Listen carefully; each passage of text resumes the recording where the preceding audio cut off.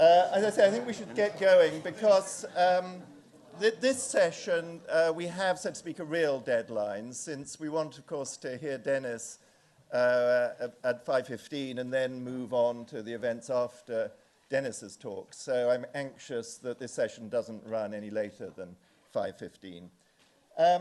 So I've been thinking as I look round this assembly that what it actually reminds me of is what in the Middle Ages was called a crown wearing. When a king would gather all his barons around him on some special occasion like Christmas, Westminster Hall or something like that, and they would do homage to him.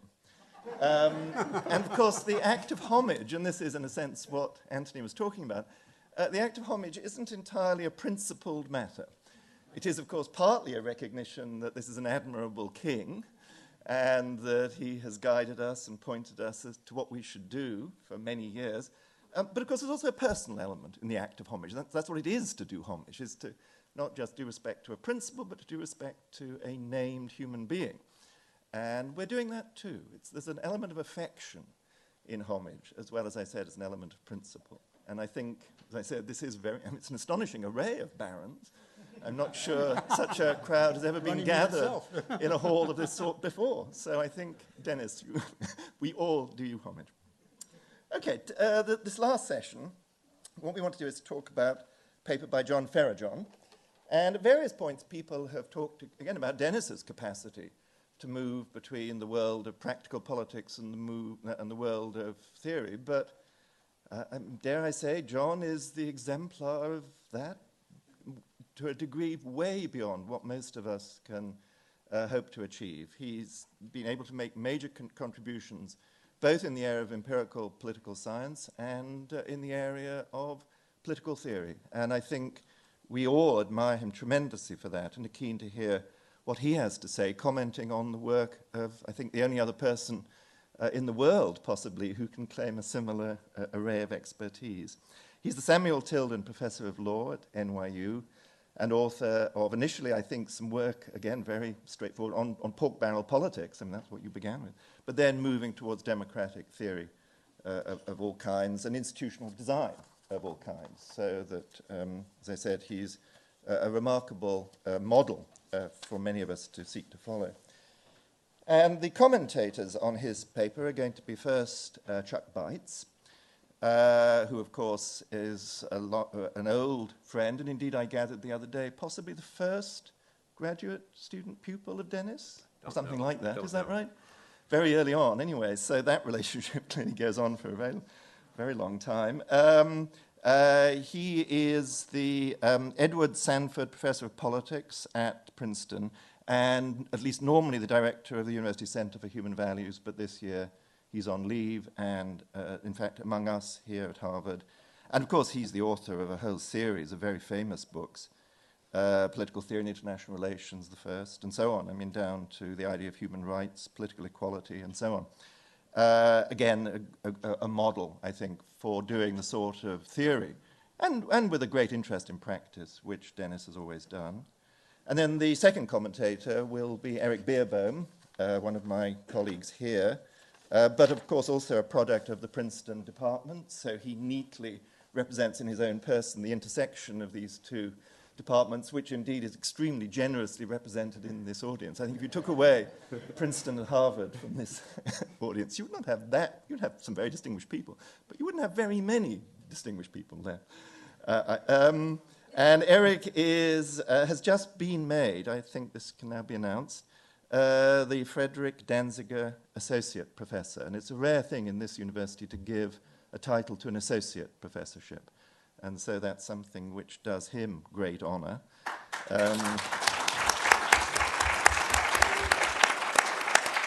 And he has also just published his book, based on work that he started at Princeton and finished here, In Our Name, The Ethics of Democracy. So, John, you should start.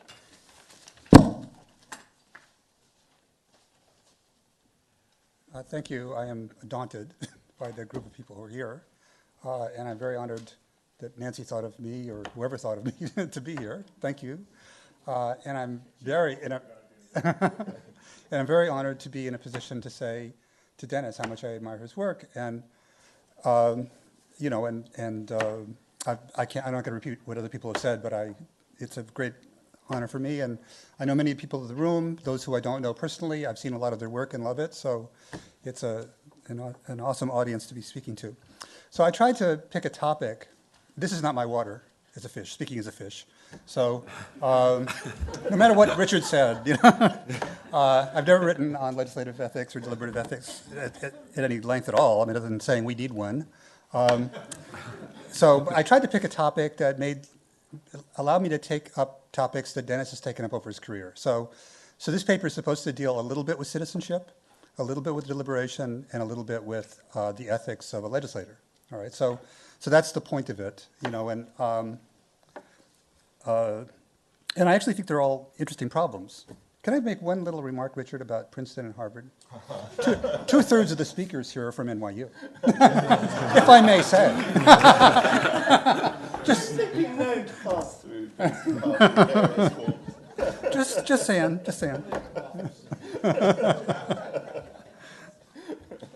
I think we're just here for the entertainment journey. You too, Anthony. We're the floor show. So anyway, let me reveal my starting point, which is how I think about political ethics generally. And since I'm ignorant about it, it'll be a mistake that people will object to. But I guess I think it's more or less has the form of there's things that ordinary people are not supposed to do or supposed to do, and that people, in virtue of having public office or acting in a political capacity, may have other kinds of duties and permissions. I realize now from listening that the permissions part might be controversial.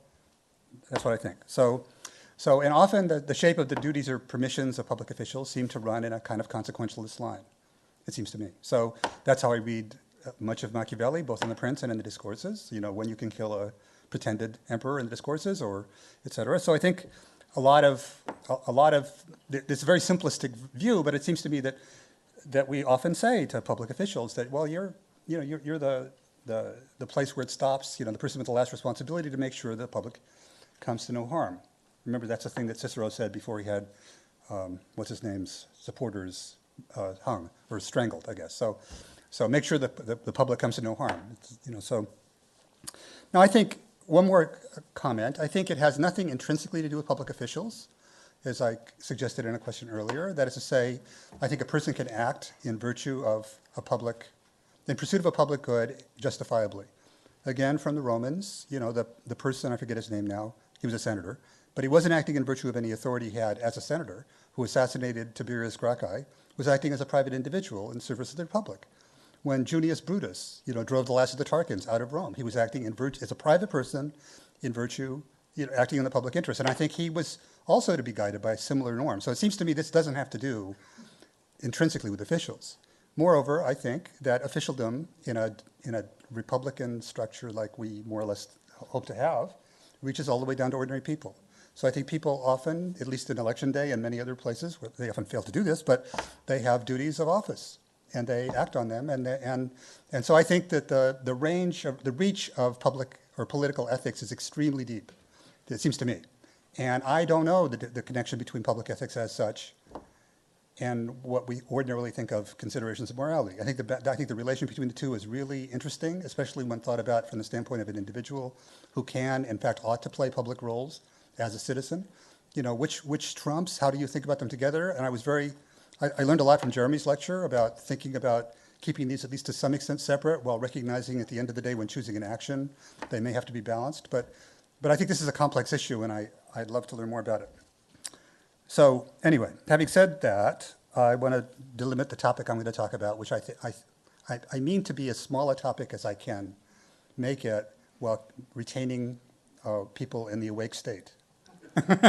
So the small topic is to talk about what I'm calling here deliberative ethics, which is not meant to be a grandiose title. It says in the paper, deliberative ethics is a part of legislative ethics. Some thoughts. If there was room for another colon, there would be more qualifications. So here I want to just say again, it's still prefatory, that I think when we think about representative democracy of the kind that we have in the United States, we think about officials who act as representatives, and I think there's many complex issues that have to do with representation, and I want to put all those to one side.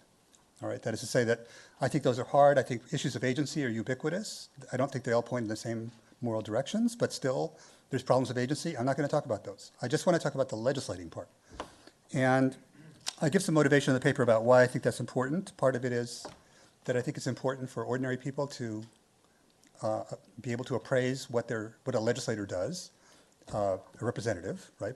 And I think I want to start by arguing that legislation is a common activity in everyday life, on the street, among people, in families, in workplaces, so that people in themselves do it all the time. They make binding rules for themselves in groups, and often, like in PTAs or workplaces, they have to use non-unanimous rules. So there's coercions at stake right at the beginning, right? So that they have to make rules that are somehow justifiable. So I think this is a common everyday activity, and I think analyzing it at that level might help people in principle understand what it is their legislators are doing. This is not meant to be a defense of what representatives do in office, but it's meant to be kind of a way to think about how it might look just as legislating. What kinds of activities might be permissible to a legislator? It's not, and it's very primitive, and the models are very simple because I wanted to strip out everything which would make the model too complicated for me to understand. So I have two models of the paper that I want to talk about. One has to do with, they both have to do with making a binary choice, right? They both have to do with, deciding to do X or Y, right? Or do X or not do X. But they have somewhat different structures, and I didn't try to fit them together tightly, so there's going to be inconsistencies between the two treatments, which I admit, so it's a defect. So the first model is kind of a jury problem, but I don't think, as I argue in the paper, it has anything really necessarily to do with juries. So it's a bunch of people, and what's important about them is they all have the same underlying evaluation of what the problem is. That is, they all have the view that, let's say it's a jury, they want to convict the guilty and acquit the innocent, right? So they all agree on that. There's no disagreement at that level, and they all have observed information that's relevant to the guilt or innocence of the person before them, and so they have information that's come from the outside world. And then they also have whatever it is they brought into the jury room, right? Their experiences, whatever it is, so that the same two people looking at exactly the same information could very well draw different inferences based on the background of information that they themselves bring to the situation. And what's more, they're in a situation of what I would call deliberative respect with each other. That is to say that each of them believes about the others what I just said about each of them, right? So that is to say they each believe that each person in the room has something to say, something valuable to say about what we should do, right? And that's a symmetric set of beliefs. So they're disposed to listen to each other, to convey information insofar as they can through whatever mechanism is available to convey information, and to alter their views when that is appropriate to them, right? And as background, I think they're rational in altering their views. So I'm going to treat them just for this discussion as being Bayesians, although nothing's going to turn on that word, but they're just going to update in a more or less rational way. So when they do that. So the puzzle is very simple. We'll start with unanimity rule, jury. There's a large number of people, call it 12. That's going to be large enough for most purposes, but it could get larger if we need. So they've all observed evidence, and they have an arbitrary order of voting to begin with. So they're going to vote sequentially, right? And let's say for the moment there's no prior deliberation. They're just voting. So person number one, says whether he thinks the person's guilty or not. This might be after deliberations occurred, incidentally. So there might have been deliberation in advance, but now person number one says guilty, not guilty, whatever. And I'm concerned with the situation of person number 12. Person number 12 has observed information either before deliberation took place or after deliberation takes place. On balance, he thinks the accused is innocent. That is, the information is not sufficient to convict the person who's accused.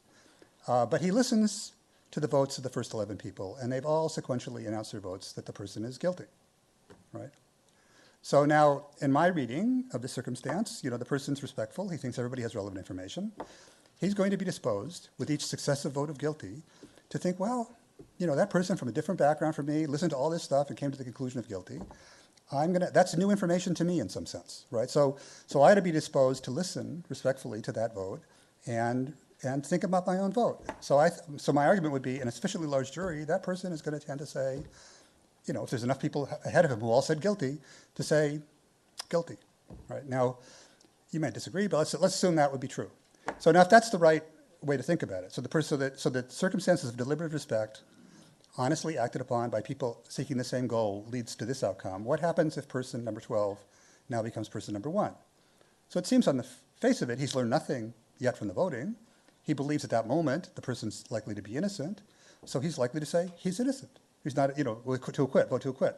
So in that case, the person won't be acquitted because it's unanimity rule. You don't need any more votes, right? That's it. So that seems to say that something morally irrelevant, namely the order of voting, you know, will determine the guilt or innocence or the acquittal or non-acquittal of this person. That's a problematic feature. So, okay, let's get rid of the sequential voting structure and just think about simultaneous voting. So how would people vote simultaneously? And so there's a literature, and I'm drawing heavily on one particular paper by Jeff Banks, who's deceased, actually, as a very young man, and David Austin Smith. And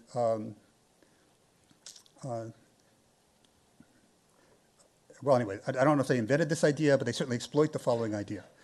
They ask the question, how would somebody in that situation cast their ballot? That is to say, it's simultaneously secret voting.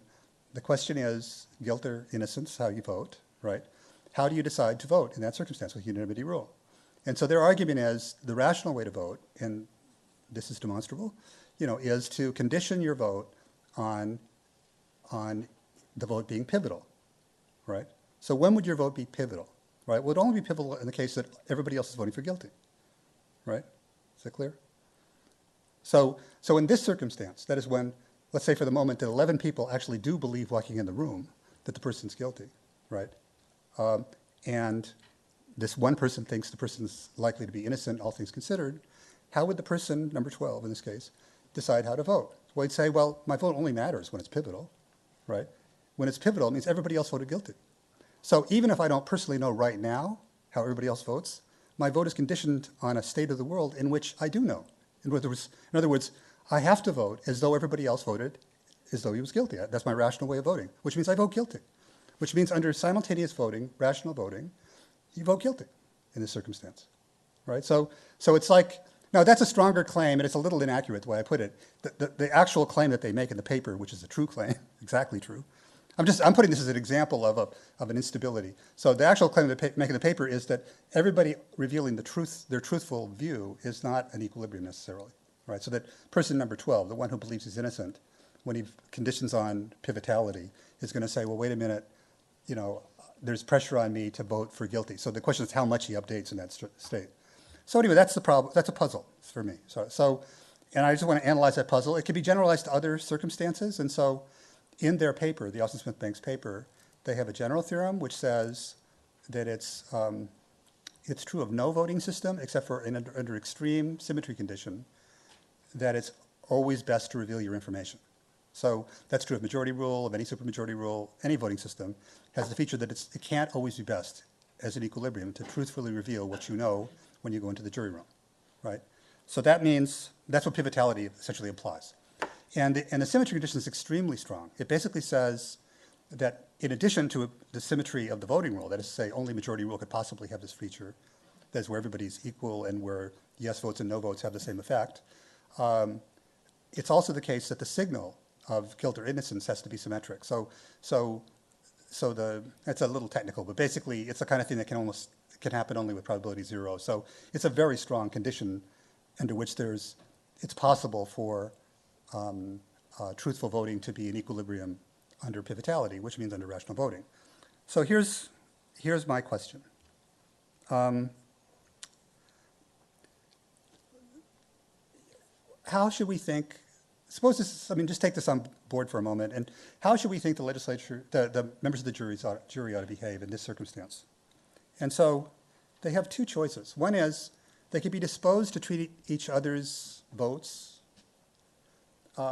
as sincere, or as expressions of what they have seen in the jury room, or in the trial room, and respect them and to update their views when they think it's warranted to update their views. That is to behave rationally in this sense.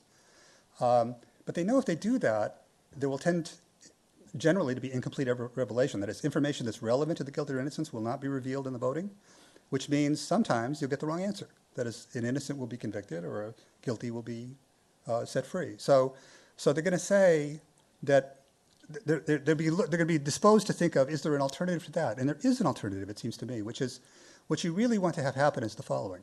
You want all the information to be revealed, right? That's the best thing to happen.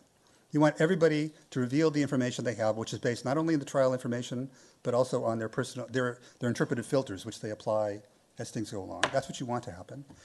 A way to do that is to ignore the other people. Don't pay attention to what they say. Just report what you know going in. Don't listen to the deliberate. Don't be disposed to change your mind in the presence of good arguments. Just vote your conscience at the beginning. Now, I find that a puzzle. I mean, if it's true, I'm setting it up as a puzzle, but it seems like and this is an argument you could, it's a wrong construal, I believe, of Rousseau, but you could understand a Rousseauian prescription for non-deliberative voting as congruent with that recommendation. You could understand that in a different way, which I think is more attractive, which is the best way to get the best consequence is not necessarily for people to behave as individuals, making individual level judgments, but rather to adopt a system that gets them to make the collectively right decision, which in this case is reveal all your information. Don't be guided by what goes on in the middle of voting, or in particular in the middle of deliberation either, right? So that seems to be where that line of thinking goes, all right? So I would say the first example, as I'm putting it forward, points towards skepticism towards the kind of deliberation that says people should behave as individuals in deliberating. It doesn't point necessarily against deliberation in some broader, higher level sense. That is, they could deliberate about how they should be disposed to act in the jury room when they go in, but once they have the information, once they're in the business of revealing information, deliberation has this effect of possibly discouraging, or can have the effect of possibly discouraging the conveyance of information that's relevant to the determination that they have to make. So that's, in the paper, I think I'd say it calls into question some orientation towards consequences, since these people are all motivated to achieve a certain consequence, namely convict the guilty and acquit the innocent. But I think the puzzle really, the thing is really the individual level changing your mind that's a problem. I think it's the individual level voting that makes a difference. So that's the first example. The second example is in some ways similar. It's just one determination you're going to make. And this is drawn from a paper that I wrote a long time ago. And the example I use is about Social Security. But it's exactly the same answer, the example we're having now about Medicare, about whether we should reform Medicare or not. And it's a little picture over there that's supposed to convey some of the information. So the idea is you're going to make one decision, that is whether to replace or reform the system of Social Security by instead using a voucher system, right? So, and I stylize this as saying there's considerations, and I'm sure there's many other considerations, but there's considerations that are going to determine what we should do. So the considerations are whether the Social Security system is broken in some way that can't be repaired or reformed in some other way. Secondly, whether the voucher system would work in a way that's attractive. And then there's the question of whether you should vote for the reform. So there's two considerations and there's one action. So the action's, again, binary, just like the other one was. So now there's three people, legislators in this case, and they have different judgments. So person A thinks the system is broken and it can't be repaired by some minor fix. He thinks that the voucher system probably won't work to do what it's supposed to do. So at least in terms of this particular proposed reform, he votes against if he is asked to vote. Right? So he's against the reform. Right? Person B thinks the system isn't broken, although he thinks the voucher system might very well work to do what its proponents think. And so he's opposed to the reform too, because he thinks that there's not a sufficient reason to adopt it. And person 3 thinks the system's broken and that the voucher system will work pretty well, and he thinks that's a reason to vote for it. All right. So now in the literature here that was invented by Larry Sager and Louis Kornhauser many years ago, and then picked up under different labeling by Philip Pettit and Christian List, you can think of stylistically deciding this in two different ways. One way is in terms of have each person vote on the reform on their own as individuals, and then decide what to do based on the outcome of that vote. So here, persons A and B are opposed to the reform, though for different reasons, right? So they voted against it, so there's a majority against the reform, right? So if the voting proceeds that way, if we vote on what should we do, should we adopt the reform or not, then we don't adopt the reform. And the alternative way that both Sager and Kornhauser and Pettit and List discussed is that we decide differently. We decide, first of all, whether the system's broken, and we decide whether the voucher system's likely to work. And by majority votes, both of those would be accepted on this distribution of judgments. And then we decide what to do based on those collective judgments. So the collective judgments are, the system's broken, 3-2, the voucher system will work, 3-2. As Ken says, money changed hands. Sorry. And so therefore, the premises are both accepted, so we adopt the reform. So the paradox, or I guess it's the doctrinal paradox for Pettit and List, is that you get different responses depending on how you do this. So here's what I want to think. I want to think that this group of people kind of understand this. They see that we're not going to, there's no mechanical fix to this question. We could decide it one way, seems attractive from certain points of view. We decide another way. So I'm going to put another thing on the table, which is we're not really just concerned about what to do. We're concerned about producing not only a result, that is to say, reform or not reform, but also a coherent justification for the result. And a coherent justification that can arise from the deliberation itself, right? So now, on this account, there's two considerations, which are, is the system broken or not? Will vouchers work or not? Those are going to count in the justifications. And so the critical feature for a justification is this, that we want, so from that point of view, the doctrinal paradox is problematic, right? Because it looks like if we vote on the, well, let me step back and say, it could be problematic. Suppose we think, for example, that there's a good reason to vote on the outcome, right? Here's a good reason for that. We say that, look, my fellow legislators and I are all rational people. We're capable of making judgments that should be respected. So each of us, looking at making judgments about whether or not the system's broken and whether the voucher system works are complex judgments that we have to struggle to make ourselves. And as we make them, then we're capable of deciding, all things considered, whether it's a good thing to reform the system or not. That is to vote on the outcome, right? So you could say that there's a strong reason to adopt outcome-oriented voting just as a manifestation of respect, mutual respect among the participants, right? But then it's a problem of justification, because then when you try to produce a justification, you're going to say, well, okay, I can see we're not going to do this, but at the same time we're going to publish a justification which says there's a majority in favor of the system's broken, a majority in favor of the voucher system works, and yet we're not going to do it anyway. So it seems like that's an instability between the result, the outcome result, and the pattern of justification. So that's what I'm driving off of. That is, there's a tension between the demand for justification and the demand for an outcome that the members produce. So now what I'm levering that into in this example is to think about how this group, faced with this problem, might conduct its deliberation about what to do. So now the move I make is the following. I'm saying that when people make judgments about a relevant premise, that is whether the system's broken or not, it has a cognitive aspect.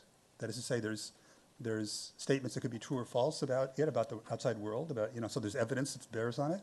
But it also has a valuative aspect. So what counts as broken for one person may not count as broken for another, because, partially because of the way they value things. And I want to say the same thing about the voucher system working or not working. What do you mean working? My Republican friends say, oh, this works perfectly well. I say, well, what about those people? So there's a valuative aspect and a cognitive aspect. And I think both the valuative aspect and the cognitive aspect are the kinds of things that ought to be a little bit open for revision. So that's my line. That for one thing, part of the argument might bear on the question of whether or not the system really is broken. And if you learn things in the course of deliberation that even though you don't think it's broken, but your two other colleagues think, or stands for 300 other colleagues think, that it is broken, that you might want to revise on cognitive grounds one of these judgments. So that's why I call them judgments. All right? These are judgments about that people have about whether the system's broken and whether the voucher system works. And so I want to say that when you're thinking about revising, there's two kinds of ways you could revise what to do when you're thinking about, should I vote the way? Here's your initial vote pattern. Now you're considering, should I change my votes in light of some consideration?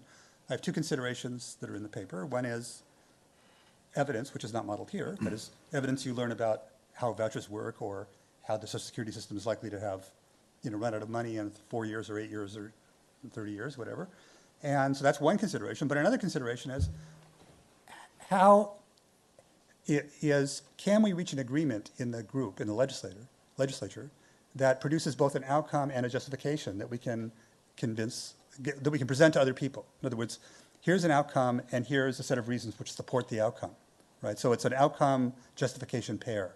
So what's needed there is you need an outcome and a coherent pattern that can be the kind of thing that could be justifiable as, in the way of, giving a coherent set of reasons that would count. So I give two ways of going, which are a little overly technical, but there they are. So one is, in the first example, sequential voting. And there, in one of the footnotes, there's a little theorem, but the basic idea is, suppose you're going to decide this by deciding in the premise-based way, right? So you're first going to argue about whether the system's broken, then you're going to decide whether vouchers work, right? So that you can imagine a legislative debate like this. You might, first convince us there's a problem here, right? So now you do that, but it's going to be done in order. So you're going to have a vote first on the first question, then you're going to vote on the second question, and then once those two questions are answered, then you're going to produce the outcome. So in that case, person, let's say everybody votes sincerely the first time, so they vote that they vote this way. So it comes out that 3-2 that the system's broken. So now we're looking at the second question, right? So what's going to happen in the second question? Well, so we've got a yes on the first question. So on the second question, person A looks at this and sees that if I change my vote from N to Y, holding everything else constant, that'll change. I'll change my reform vote to a Y, right? And so then we'll get the reform, and we'll also have a coherent justification. We'll have yes on both sides. All right. So there's a couple of other ways to do it, but that's not the one I have in the. Maybe I should do the one I have in the paper. That isn't the one I have in the paper.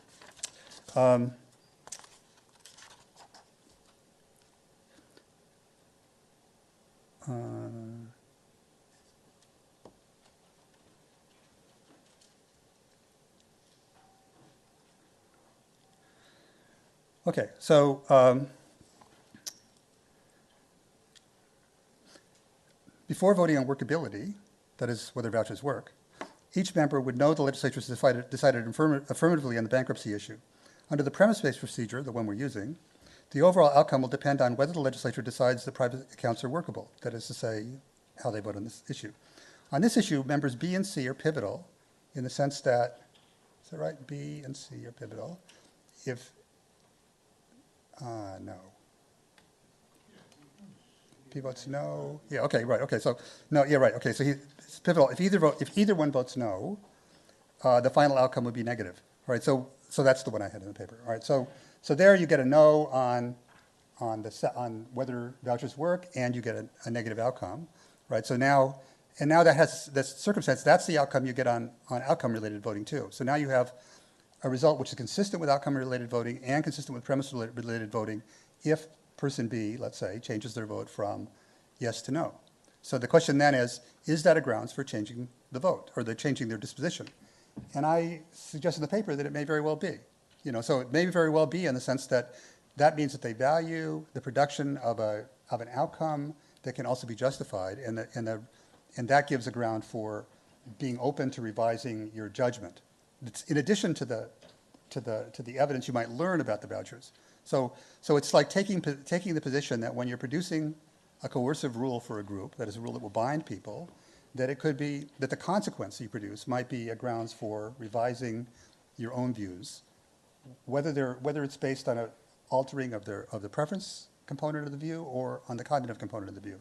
So that's the line. So this points kind of in the opposite direction of the first example, or at least in another direction. It says here consequence-related individual level consequence-based voting can lead to outcomes which may be better from a certain point of view, better from the standpoint of producing outcomes which have attached justifications of the kind that can be presented to others in your group or to other people.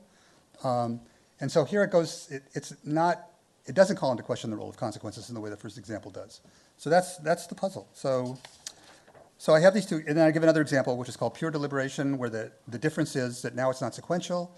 Because it's not sequential, it means everything's on the table all the time. And here it turns out there's several different equilibria, essentially, in which you can produce an outcome and a coherent justification. And here, unlike the first case, we can't actually say what's going to happen because it'll depend on which equilibrium is chosen. So, I mean, I think it's actually a more positively appraisable circumstance, but I'm less able to say much about it because it's just there's multiple equilibria. I illustrate what they are. So the question then is what to do. So I guess from the first example, the jury example, it seems to me to worry about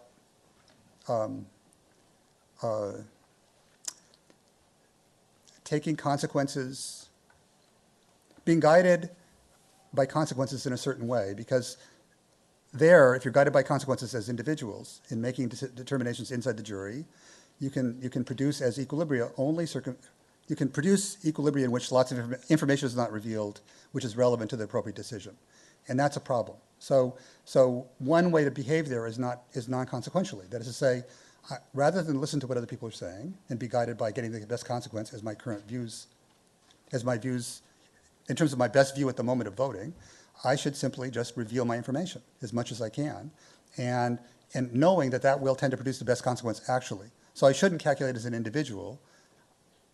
I should just, have some simple rule, like say everything you know about this, report your judgment honestly and as completely as you can.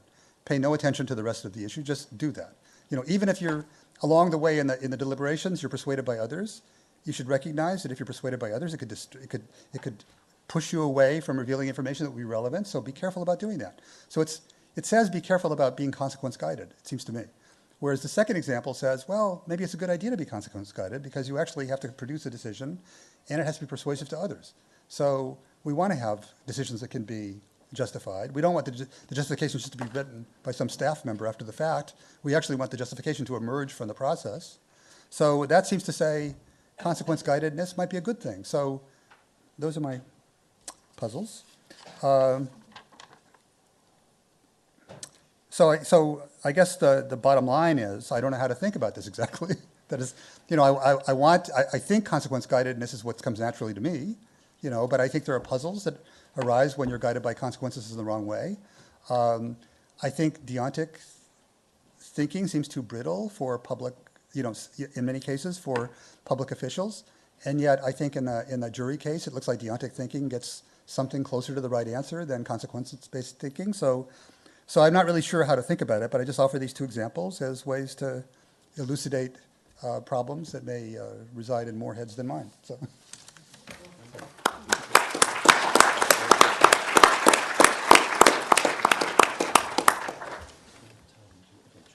Okay, thanks, Richard. I'll just do this from here. I think this is a terrifically interesting paper, John, and very interestingly provocative. And I'm sorry that, given the time constraints, you couldn't do all of it. There's a wonderful beginning section called the indignity of legislating, which is for him. Yes, I know. I know exactly who it's for, but it does a really very nice job of motivating the paper. And you also left out the sentence near the end where you say, did I mention that I'm no expert on legislative ethics? But I myself wouldn't have sort of agreed that you're no expert. I think there's a very clear sense of legislative ethics here. However, I wouldn't say that I would say that about myself. That is, I certainly am not any expert on legislative ethics. And so I think unlike both John and Eric, I have no kind of considered view about how legislators ought to behave and whether they ought to be sincere, sort of always or sometimes, whether they ought to be, in John's sense, which I think is a kind of special sense, consequentialists, or whether they ought to be something else. So I think the most useful thing I can do is try to frame some questions. And in an effort to do that, I turn to one of my favorite works of Dennis Thompson, which hasn't been mentioned here except an allusion in Nancy's opening comments, his book on mill and representative government. which, by the way, in my view, is still probably our best guide to its subject. And I reread it recently for another reason.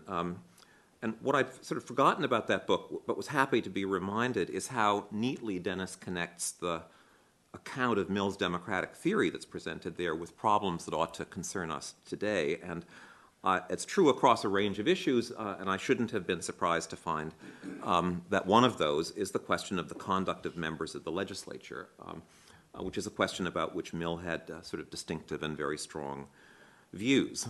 Again, not surprisingly, in Dennis's Mill is a complex thinker who would never have supposed that we could prescribe legislative ethics in a single principle. But whatever else he believed, Mill clearly thought that it was a duty of representatives to engage in a public process of political deliberation that took place both inside and outside the legislature, and that one's responsibility as a participant in that process was not just a matter of casting the right votes or inducing other people to cast the right votes or securing the best outcomes. Representatives, Mill thought, have a responsibility to articulate their opinions about prospective legislation, to do that in advance of elections so that voters could vote intelligently, and to do it after elections, both inside and outside of the legislature, so that other deliberators as well as constituents could hold them to account. And there's no doubt that Mill expected representatives to tell the truth. And I'd assume that sort of at a general level, John would find this perspective congenial. And in fact, you might read the paper as sort of exploring some dilemmas that arise from taking the Millian view seriously. And as John said, the sort of most general question goes something like this. When a legislator faces a choice between being sincere and acting, as it seems at the moment, for the best outcome, which path should she choose? I don't know, Dennis will tell us later, no doubt, but I don't know that Mill ever posed that question precisely, although he did pose questions like it. But he was a consequentialist, and if he didn't pose the question, he ought to have done so. But I'm not sure he would have shared the intuitions that John wants to evoke, partly because I think he took a more comprehensive view of the consequences of legislative deliberation and decision, so that for him, I think the conflict that John describes would have arisen less often, and when it did, in probably a different way. But that's the application of Mill topic is one that I'm going to leave aside. So to be more specific, John is interested in two problems. How should a legislator be guided in modifying her views in light of the judgments that are articulated by other legislators? I say legislators, but as John says in the written version of the paper and suggested here, that he means this to generalize. Then the second question is, how should the need to justify choices or policies to constituents shape that guidance? So it's as true of the paper as of the comments today that it's too strong to say that John suggests solutions. He mostly wants to settle our pre-reflective views by suggesting reasons why we might want to reconsider them. And the unsettling comes from reflection about these two little bits of positive political theory that John discusses. The first is the jury theorem that's due to Austin, Smith, and Banks, and the second is the Kornhauser-Sager doctrinal paradox. Doctrinal paradox. Sorry, it's more than a paragraph and less. Known in Princeton as the discursive dilemma. And as you might imagine, we all could reproduce this table in our sleep. So I want to say something very briefly about the first of these, and then just a little bit more about the second. But in both cases, mostly what I want to do is raise some questions. And I may, as a result, sound skeptical about what we can learn from the models, and I think I don't mean to sound skeptical. I mean, maybe a little, but maybe a little. But I mean, this is you say this isn't your water, and it's not my home turf. So it would be useful. Mostly, I just think it would be nice to hear more. So first and briefly, the jury theorem and what to learn. I think it's a very interesting result that a deliberator who takes seriously the possibility that she has something to learn from other deliberators might, in the process of trying to learn from them, be led to behave in a way that produces a suboptimal outcome. And I'm sure that John is right that the lesson to be learned from this is sort of along the lines of that deliberators who care about getting the best outcome ought to find, I'm going to quote John's paper here, ought to find a way to commit to revealing pre-deliberation information whether or not that seems best at the time. I'm sure that's the right inference. And if I had any sort of a difficulty here, it's about interpreting this idea of revealing pre-deliberation information. I mean, I think what John is saying is that participants in a group decision-making process ought to find a way to explain to each other what they each think would be the best outcome of the decision, and to give the reasons that support their beliefs, including, as it's relevant, reporting the empirical information that they believe bears on the choice at hand. But to me, it would be more natural to describe that as deliberation itself, rather than as what I think is a slightly awkward phrase, revealing pre-deliberation information. And so I got to ask myself the question, what's the pressure toward this slightly unnatural locution? And I think what it is kind of a peculiarity of the way that the jury theorem models represent deliberative decision-making. And they focus, as John only sort of did today, but they focus on the moment of decision, and they treat voting itself as the means by which participants communicate with each other. And so if you just take the simpler version of it, you think about the method of sequential voting that John describes, it's the votes that are cast by those who have already voted that subsequent voters take into account in making the decision at that moment as to how to cast their own votes. And so as the thing is set up in the paper, I know that others have as good a chance as I do of being right about the matter. And if I'm juror number 12 and I observe all these previous people voting differently than my ex-ante judgment, I conclude that my own ex-ante judgment must have been wrong, and so I change my vote. And the consequence of my voting differently than I originally intended to is that I've deprived all the other people in the jury of information, of the information that my ex-ante judgment was different than theirs. But that seems to me to sort of have bite only if we give weight to the thought that voting is an important way of communicating. And of course, in real life, deliberation and voting are two separate activities. And I mean, in a very nice passage in Dennis's chapter on legislative ethics, which is quoted in the written version of John's paper, here's what representatives do. They express particular views. They modify their views in light of what other representatives say. They act on the modified views, and then they seek to justify them to constituents. And the worry here, and I'm a neophyte here, so you can tell me that I'm just not getting this right. But the worry is that by modeling this process with jury theorems, what we don't do is register the process of reason giving that constitutes the heart of the deliberative enterprise as we hope it will occur in legislatures.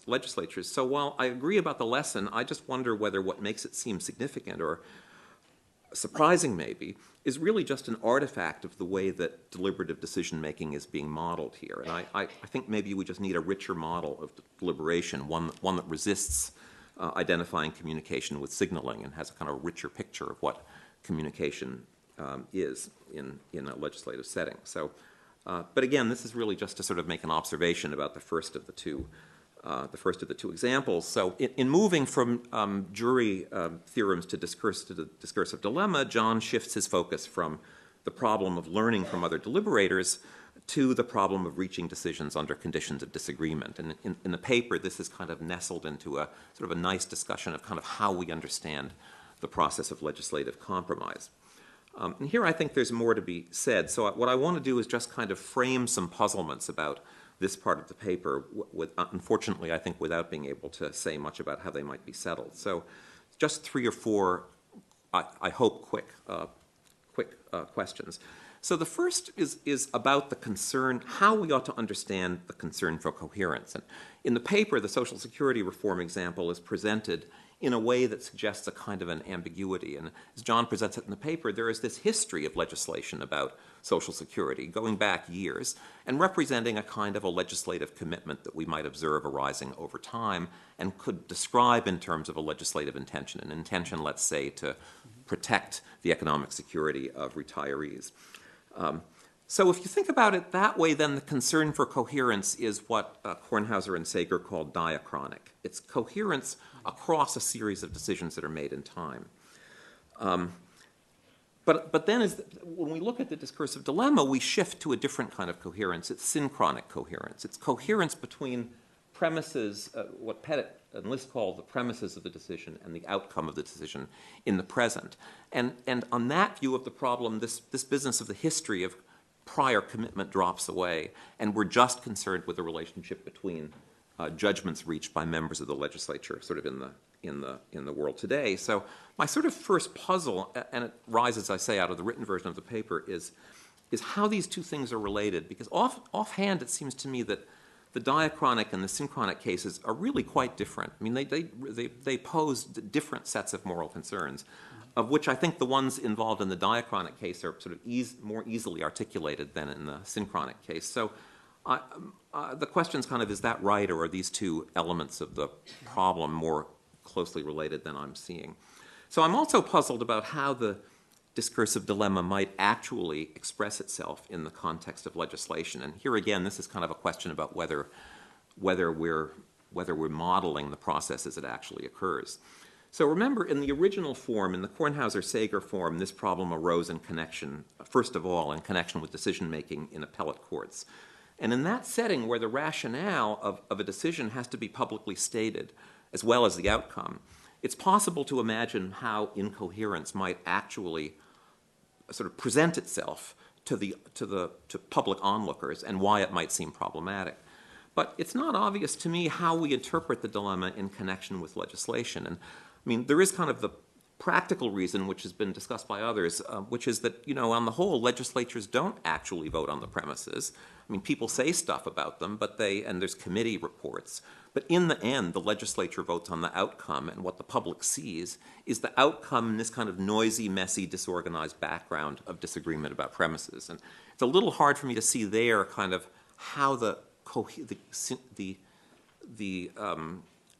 synchronic concern for coherence actually manifests itself.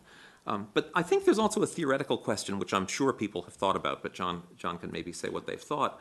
And that's that unlike the judicial case, in the legislative case, we typically don't have the background of doctrine that tells us what the relevant premises are and how judgments about the premises ought to be related to judgments about the conclusion. And so the question kind of about the legislative case is what fills that gap?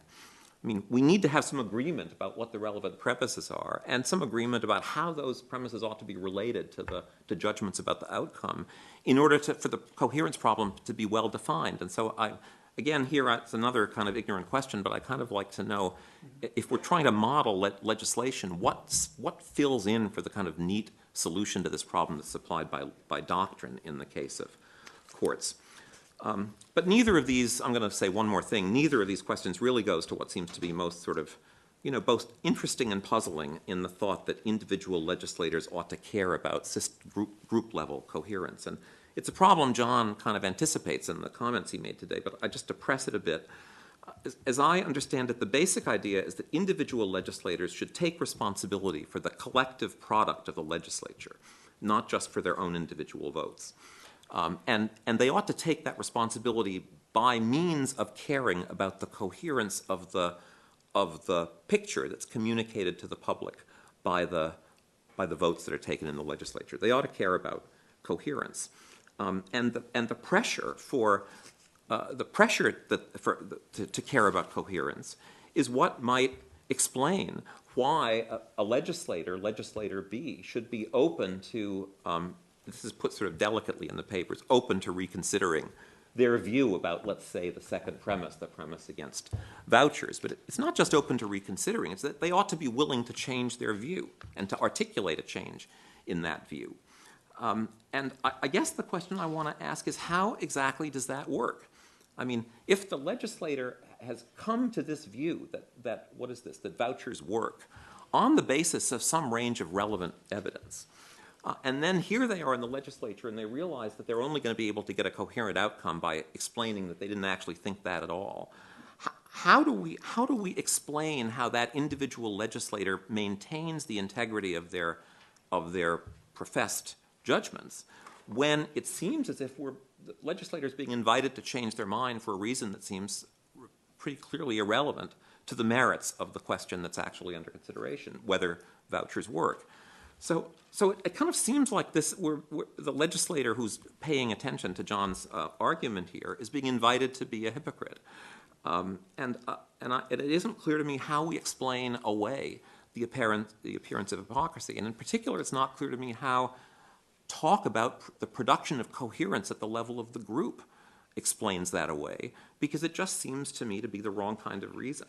So the question is, what am I missing? Because there's got to be, I'm sure John has thought about this, and there's got to be some sort of more to be said about how it is that a conscientious legislator ought to explain to themselves and to their constituents how they could come to reverse themselves on an important premise of a legislative judgment after they've already declared themselves on the other side, in order to produce an outcome that coheres with some profile of judgments about premises that are articulated in the legislature as a whole. So there's more to be said, obviously, about this, but I think I've overstayed my welcome, so I'll stop. Great, perfect. Thanks very much, John. Eric. Yeah, well, it's a privilege to respond to this hugely interesting paper and to echo Richard's point about John, who moves so seamlessly from formal to informal, the kind of informal theory that we do, or pure or impure theory, although I'll let the crowd decide who's doing the pure version of theory here. By way of disclaimer, in case and when I make mistakes, you should know that Professor Ferejohn taught me my first political science course, Intro to Government, just a few years ago. Now, John's paper imagines lawmakers who place weight on making decisions together that are coherent. He tries to harness the mutual desires of compromise, the good faith response to being confronted with first and second order evidence that one's views are mistaken, and the value of coherence, the worry that when voting in a particular pattern, one would violate the value of democratic lawmaking. John then imagines two ways that coherence can be architected. First, by programmatic voting that guards against judgment revision, and the other by legislators who police themselves to ensure that their collective conclusions do not clash with its underlying judgments. A recurring note in my response is that to pry apart these two values of lawmaking, to show how compromise and coherence, at least of certain kinds, present themselves as rivals for a lawmaker's allegiance. So I'll first discuss briefly John's stylization of the individual lawmaker, that we imagine legislation without representation. Second, I'll consider his account of the legislature as a planning agent which outlives all of us and has the capacity to tie our hands, hopefully not too dirtily, from this morning's panel, across generations. Finally, I'll imagine how a concern for coherence, both across time and across the current body, can generate obligations that produce deliberation and voting that is insincere and individually irrational, or perhaps even mild deception, and suggest how a deliberative ethics that overweights the concern for these two kinds of coherence would be highly revisionary of the sort of inherited deliberative ethics that we have from Amy Gutman and Dennis Thompson and others in the field. So my first point, to start with the methodological twist that John gives us in the paper. We can illuminate, on his view, the diverse obligations that bear on lawmakers by not giving them a long leash, but pretending that they have no obligations of responsiveness of any kind.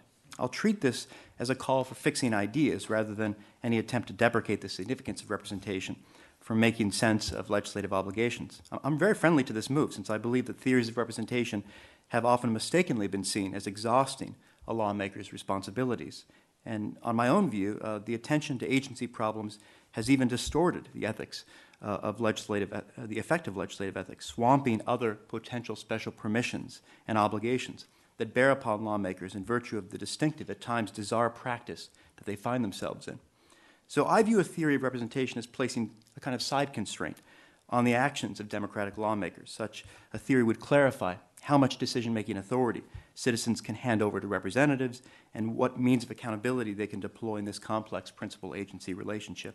I hope this conception of the agency problem is in the neighborhood of truth. Certainly it's in Dennis's neighborhood in political ethics and public office, that we treat the principal-agent relationship as a process, in his words, in which the relationship between citizens and representatives continues over time. In his most recent work, this continues after our demise as well. But I worry that John might go too far in claiming that we can fully bracket the question of how a legislature ought to shape her initial views, quote from his paper, on the grounds that the topic depends crucially on account of representation. Such a process of testing, patching, retesting convictions is ongoing. It's not just about our initial convictions. We manage them as lawmakers throughout our term, and it would seem that representation then would bear as strongly on the management of their convictions and couldn't just be bracketed as something that happens upstream. If that's right, you should be able to work out the obligations of democratic lawmakers with the agency switch, all the agency problems turned off, and then flip it on when you're finished. And I want to resist this strong version of his method here, but I think that we can pay comparatively less attention to the agency problems to shed light on other types of joint agency that characterize lawmaking bodies. So let's follow John by imagining negotiation without worrying about background agency problems. Say you're a member of the Gang of Six. I learned now there's a Gang of 8 working on the budget. I'm not sure why they always call themselves gangs, especially since Plato warned how gangs wouldn't be able to get anything done together. You think that you share a certain commitment to achieving some kind of consensus. You give separate, independent weight to that consideration. And you don't view legislative negotiation as a simple instrumentalist activity. Your desire is not just to plant the flag of your convictions in Dworkin's language as far as possible. You conceive of yourself as in a practice governed by a particular kind of good faith. Now, suppose you've been negotiating all summer, and if I recall, the Gang of Six it was a very hot summer. There was one member, though, who was only giving the appearance of negotiation. Let's just stipulate that. Just stalling for time. Responding to reasons, yes, and discussion, but one way of reading the situation is that when you reflect back what you did that summer, you haven't been negotiating at all. And that's because if you believe legislative negotiation and compromise as a necessarily joint activity, like any joint action, it's hostage to your interlocutors. And because it is practice dependent in this kind of way, it will not be enough to urge the 5 other members to keep plowing through this, trying to achieve negotiation. You can rightfully insist you lack this ability. So here I'm drawing upon an analogy from Tamar Shapiro, who imagines a dishonest car salesman who gives us the handshake and we make the agreement, but there's really no sense that we decided anything together. You went through all the motions of negotiation with them, but afterwards you realized, say when you spoke to another potential client who'd been put through this process, that it was a sham practice. There was no negotiation. You didn't even have available that as an activity in your arsenal of moves. So notice in arriving at this conclusion, I have landed near Gutman and Thompson's position in the spirit of compromise. But the route is different. I've suggested that it's not even possible to try to negotiate in this value-laden way with this insincere peer. It's not that noncompliance has directly lessened my obligation, but an activity is no longer available to me, given its structure. So when lawmakers find themselves within social practices that are unjust, corrupt, or collectively irrational, they might find themselves in need of principles, distinct principles, that provide guidance even when their decision problems, the basic actions that they are even open for them to take, are rather different. And so on my account, much under construction now, we can identify 3 principal shared actions of lawmakers: the pulls of agency relationships, which we're primarily bracketing here, the pushes of agenda setting, and other instances of democratic leadership, and finally the gives and takes of negotiated compromise. The hope is that these 3 atomic units can explain the more familiar and often more vivid, complex actions that give legislatures bad names: back-scratching, horse trading, log rolling. I believe Jeremy carries him the full list in his pocket. Now, in this paper, John gives us a plausible story of how the public exposure of these activities, which find limited analogies in our ordinary lives, but he thinks important ones, have served to make Congress less popular. He didn't read that here, but I recommend you read it. I think it's a very sort of powerful story of how we've gone down to 9% approval. But I take from John's fresh approach a method of playing with the switches, noticing that the obligations of a theory of democratic lawmaking won't be captured by a chain of agency problems all the way down. So my second point, no one can deny that lawmakers are in part planners. And I now want to turn to John's treatment of the legislature as a whole, as a planning agent, which he alluded to here, but once again, I recommend it as further reading. Now, welfare policies are among the most amenable practices to look for seen laws as quite literally plans, for they are most likely to consist of what Madison called a train of measures, a line that Dennis draws our attention to at a few points in his work. Now, John suggests that we think of the Social Security Act of 1935 as a plan, elaborate but also glaringly incomplete, for responding to a failure of the modern market economy. He leaves for us to note that the irony that the law itself is a plan to help compensate for our less than ideal planning abilities in our own lives. I should note that John's official claim isn't that all laws are plans. That view is out there. Still, as an analogy, it has the potential to mislead. So say it's 1935 and you are a perfectly capable saver without any hint of time bias. you sit in the gallery of the House and you hear these words. One of the congressmen says, here's the plan. We're going to put away some percentage of your salary, and if you live until 65, you'll start receiving a check from us. I'm more comfortable with H.L.A. Hart's description of what just happened. The worry is that this way of cashing out law doesn't quite capture the norm-implicating sense of what's just happened. That this is law that confiscates wealth. It has an imperative character. And I worry that planning doesn't quite get at what just happened. Now, John wants us to view legislative programs as partial plans that are held by the legislative body as a collective agent. That agent persists over time, so the various updates of Social Security could be seen as satisfying what he calls an ongoing congressional intention. He doesn't raise the Ackermanian possibility, of course, that we have various deaths and rebirths of legislatures. So we have to kind of assume that this is continuous from 1935. But my question is, what's the force of these partial plans aimed at fulfilling a collective intention? You might think a legislative body has made a kind of promise, and present-day lawmakers should treat this as a weighty consideration in their deliberation. John treats Social Security as having a kind of promissory force. It might be weighty enough to convince lawmakers who would otherwise oppose its installation, at least at its birth, to support it now on the grounds that there is this pre-existing intention. It's a collective intention. It can be traced back to an organization to which they belong, so an obligation sort of plops down on them. And I want to cast doubt on whether this is the best explanation of the obligation not to renege on this commitment. My alternative explanation, to warn you, will be familiar and I think a bit boring, for we owe this explanation to Henry Sidgwick and his paradox of conservative justice, and whatever Sidgwick says, many people have at least told me they find to be rather boring. I dissent on that. When a lawmaker feels the weight of this consideration, it might not be because she takes herself to be respecting the intentions of past legislatures. Rather, she might be worried about thwarting expectations that could have been generated over time by citizens who plan their lives around retirement of this program. And even if you deny that there is any obligation to extend the plans of past legislators to the present, perhaps you reject altogether the planning account of legislation, you can still think that we shouldn't pull the rug under individuals who have reasonably formed expectations about long-term life choices. Now, there's a well-known problem with this explanation. If what's doing the work here is the paradox of conservative justice, then there is a fragility to legislative measures of this kind. Individual lawmakers and parties that object to programs embedded in people's lives, as John writes, can gradually chip away at their reasonable expectations so as to make these expectations unreasonable over time. They can deprecate the programs by insisting that they will fail. They can erode the program's credibility. The most recent Gallup poll indicates that 60% of 18 to 34-year-olds now believe that they will not receive a dime of Social Security, and only 3% lacked an opinion in that poll. So there's a second sense, though, this didn't come out in the paper, in which Social Security is an impartial plan.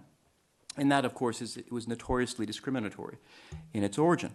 Mary Poole's book, Segregated Origins of Social Security, tells the story of how discriminatory intentions played a key role in the initial form the law took. While the 1935 Act created all the non-medical programs for our basic welfare system, it channeled most African Americans, in her words, away from programs designed for workers into public assistance. On her analysis, this was the plan, right? Many legislators voted for it despite this provision, but a notable minority conditioned their vote on its racial exclusion. So I raised this case to put further pressure on the idea that intentions of past legislatures should themselves have any moral force over lawmakers today, at least on their own, in their bare form. Even if the intention to exclude was a necessary condition for the passage of this law, it seems that we should see that racist intention as being outweighed, not just outweighed, but being silenced altogether. Or what weight should we place on the 105th Congress's negative intention to end welfare as we know it through the Personal Responsibility and Work Opportunity Act? What force should I place on planning to place a lifetime limit of 5 years on families? I would suggest none at all, but in this case, the alternative explanation I have given seems to me right, that you can't argue against restoring a safety net on the grounds that people have come to expect that they will receive no support, and therefore we kind of alter the paradox in the other direction. So instead of attributing collective intentions to a body as a whole, collective body, legislative body as a whole, we can do better, I think, to notice blocks of votes as forming joint intentions. So suppose a majority of 1935 legislators voted for the act with this principal intention. They wanted to guard against deprivation among the elderly, which had hit a poverty rate of around 50% at that point. They realized and approved of the side effect policy implication. They also wanted to exclude African Americans from central worker benefits. Now, even if we treat their shared intention as permissible, that is, it was better to enact a deeply morally flawed program with the hope of bootstrapping it to something fully permissible than to vote against it, it doesn't follow that we should see those who engaged in this sort of dual-purpose vote as blameless. Here I'm accepting Tim Scanlon's distinction between intention and permissibility, which hasn't yet been put in this collective political context, but I think it gives us resources to speak to cases of this kind. Surely the meaning of the lawmaker's vote is altered fundamentally by their voting for an act they know to be racially exclusionary. We may well have reason to blame them, or at least a subset of them, that didn't aim for the inclusionist version of this act. But I still think we can say that it was permissible for them to vote for it, perhaps. Here, the technology of shared intentions gives us greater purchase, I want to suggest, than attributing a single legislative collective. And my third and final point, I want to turn to John's model of the coherence-motivated voting. Here he turns our attention to a neglected piece of deliberative ethics, how strategic voting can be consistent or inconsistent with the acceptable deliberative practices that we've come to appreciate. After all, sincere voting can be deeply irrational, but we tend to assume it's required. The stress on the institutional and informal tools are especially fresh and welcome in this paper. We democratic theorists have paid too little attention to how voting rules can affect productive and collectively intelligible deliberation.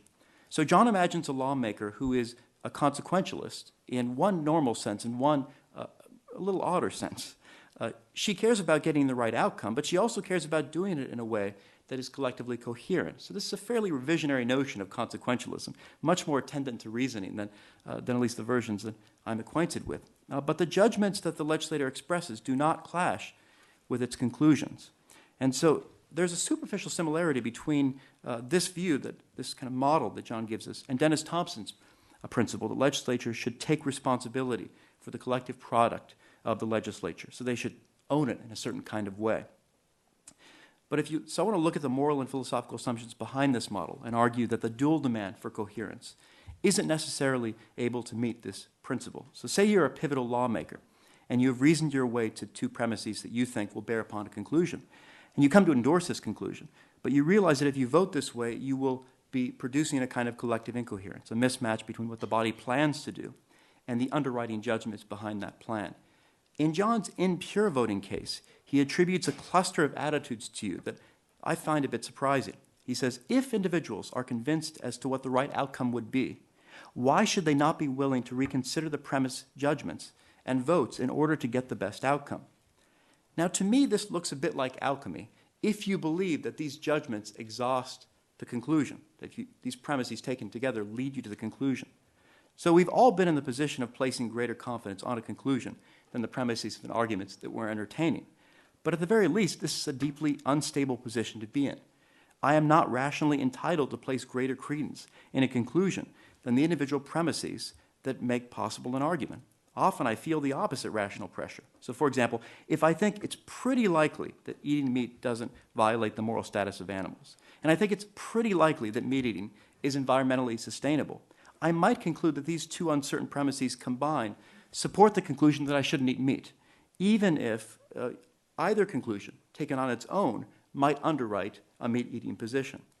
So turn finally to the pure voting case, where individual lawmakers engage in self-enforcement. Say they are institutionalists, like Dennis, and like many in the room, so they set up a congressional office loosely based on the CBO. Let's call it the Congressional Coherence Office, the CCO. Instead of running cost estimates, testing the solvency of the candidate bill, it tests the premises and conclusions for their inconsistencies.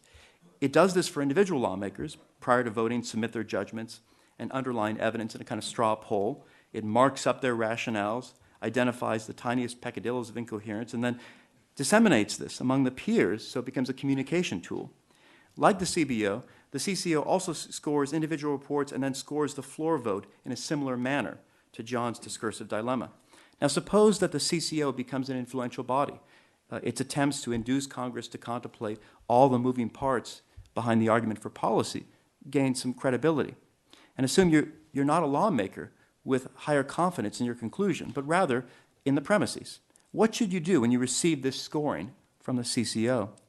say you, surprisingly enough, remain a pivotal voter. And if you modified one of your judgments, it would produce coherence in the legislative outcome. As much as I appreciate coherence in all normal forms, non-contradiction, means ends, closure, I admit that I can't yet see the force behind altering my reported judgment. To put it even more strongly, it's not even obvious to me that I have any reason now to seek out more information, say through my colleagues, that might lead me to reconsider my judgment. This may be where I could give a little. While there may be good reasons for me to attend, say, a markup committee meeting, I'm not yet sold that my ability to produce a collective outcome provides me with a special independent reason to attend that committee meeting that might then alter my judgments in a way that would lead to this collective coherence. Now, this might reveal an excessively individualistic focus on the individual legislature. I've been accused of that before. Or a failure to accept legislation as essentially a planning phenomenon or some other democratic blind spot of mine. While my attempts to feel this normative tension, as John puts it in his paper, haven't been successful, the paper has been successful in a very different way, pushing us to give as much due to lawmakers as negotiators, as first responders, agency problem-ridden individuals. And it really forced us to imagine the architecture of voting behind this picture. So I just want to say it's fitting that we are ending this with a discussion of coherence seeking in a form honoring Dennis, because not only does his work hang together, other people have talked about how much it gains plausibility as you read it together, but also as an interlocutor. Dennis has this remarkable, I've never seen anything like it, capacity to structure others' work in ways that, in command, that they could never hope that they had themselves. And I can say this not only from personal experience, but in the office next door, people leave his office with structures they didn't know they had built. And it leads me to remember Kierkegaard, who scathingly criticized Hegel for, of course, building a great palace, but living in a shack nearby. I guess in this case, it means that Dennis has many second homes that populate different parts of the country. Very good, thank you.